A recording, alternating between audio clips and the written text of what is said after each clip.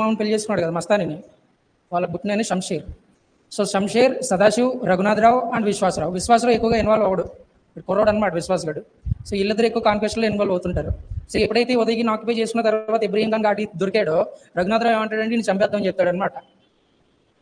అప్పుడు సదాశివ్ ఏం చేస్తాడంటే, ఇలాంటి వీరుడు మనం మిలిటరీలో ఉంటే మంచిదని చెప్పి వీళ్ళు కన్విన్స్ చేసి, దీనికోసం రఘునాథరావు, సదాశివరావు ఇద్దరు గొడవాడుకుంటారు, డిస్కషన్ చేసుకుంటారు.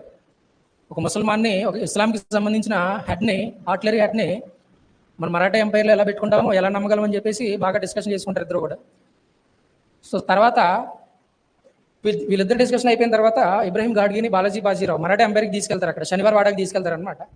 తీసుకెళ్ళి అప్పుడు పీష్వాతో చెప్తాడు సదాశివరావు, బాలాజీ బాజీరావుతో చెప్తాడు, ఇలాగ ఇబ్రహీం ఖాన్ ఘాడ్గిని మన మిలిటరీలో ఆర్టిలరీ హెడ్ కింద పెడదామని చెప్పి ఒక ప్రపోజల్ తీసుకొస్తాడు అనమాట.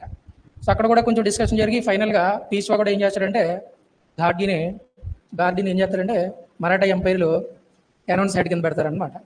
ఓకే, సో అలాగా బాలాజీ బాజీరావు పీరియడ్లో మరాఠా సైన్యంలో ఆర్టిలరీ హెడ్ కింద అపాయింట్ అయిన ఇస్లాంకి సంబంధించిన ఏమిటంటే ఇబ్రహీం ఖాన్ ఘాడ్గి. దిస్ ఈస్ శనివార్ వాడ.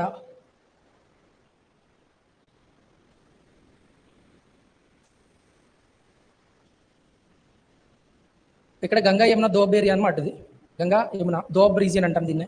ఇక్కడ నజీబ్ ఉద్దౌలా ఉంటాడు. నజీబ్ ఉద్దౌలా ఏం చేస్తాడంటే, అప్పటికే ఔరంగజేబ్ చచ్చిపోయాడు. 1760s మాట్లాడుకున్నాం ఇదంతా. ఔరంగజేబ్ అప్పటికే చచ్చిపోయి 50 సంవత్సరాలు అయిపోతుంది. లెటర్ మొగల్స్ వచ్చేసారు. అంత దమ్మున్నవాడు ఎవడో లేడు మొగలం పేరులో. సో ఇక్కడ ఓ పక్కన మొగల్స్ వీక్ అయిపోయారు. దానివల్ల ఏమైపోద్దంటే ఆల్రెడీ పీష్వాస్ అనే వాళ్ళు బాగా ఎస్టాబ్లిష్ అయిపోతారు.